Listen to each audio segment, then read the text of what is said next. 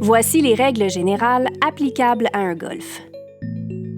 Aucun employé ne doit effectuer un travail lorsque ses facultés sont affaiblies par l'alcool, la drogue ou une autre substance similaire. Tout employé aux prises avec un trouble lié à l'usage d'alcool, de drogue ou à la prise de médicaments doit le dénoncer à l'employeur sans délai. L'employeur s'engage à respecter la confidentialité de l'information et pourra, par la suite, orienter l'employé vers une ressource appropriée. On détermine les EPI nécessaires selon la tâche à accomplir, l'environnement et les équipements ou produits utilisés. Par exemple, la fiche de données de sécurité d'un produit SIMDUT ou d'un pesticide pourrait nous indiquer qu'il faut porter des lunettes de protection, des gants et un masque de protection respiratoire pour réaliser notre tâche. Si on exécute des tâches sur un terrain de golf, le port du casque de sécurité est obligatoire. Un plan d'évacuation en cas d'urgence doit être établi et mis en application dans tout établissement. Et des exercices de sauvetage et d'évacuation doivent être tenus au moins une fois par année.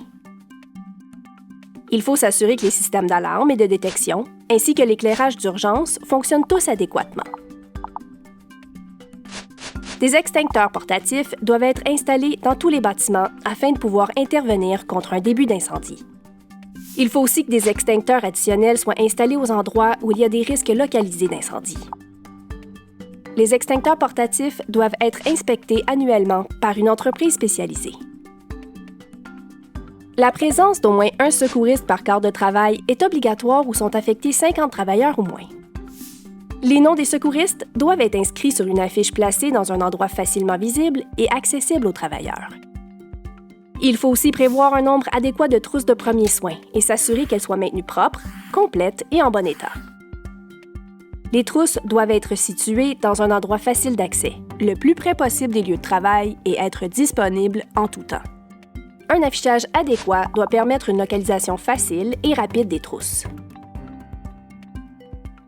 Les planchers, les voies de circulation et les postes de travail doivent être maintenus en bon état, propres et non glissants. Il faut aussi s'assurer qu'il n'y a aucune ouverture dans les planchers susceptible de causer un accident, à moins qu'elle soit ceinturée par un garde-corps ou fermée par un couvercle. Les voies de circulation doivent avoir 24 pouces de largeur ou 44 pouces si elles mènent à une issue de secours.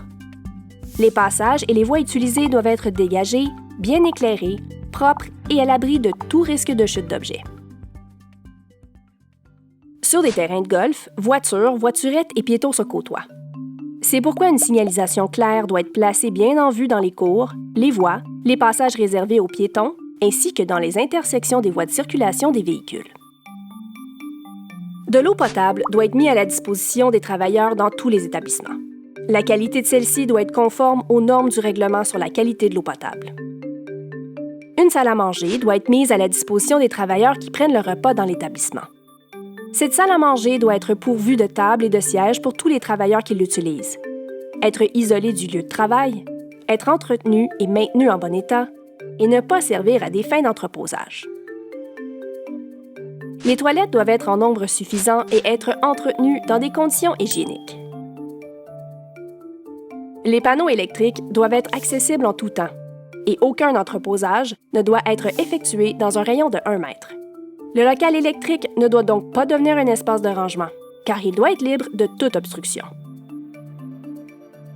L'empilage du matériel ne doit pas gêner la propagation de la lumière, le fonctionnement des machines et des installations, l'accès aux équipements d'urgence et le fonctionnement du matériel incendie.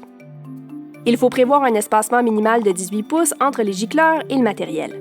Et le matériel empilé doit être stable. Ceci fait le tour de l'ensemble des règles générales.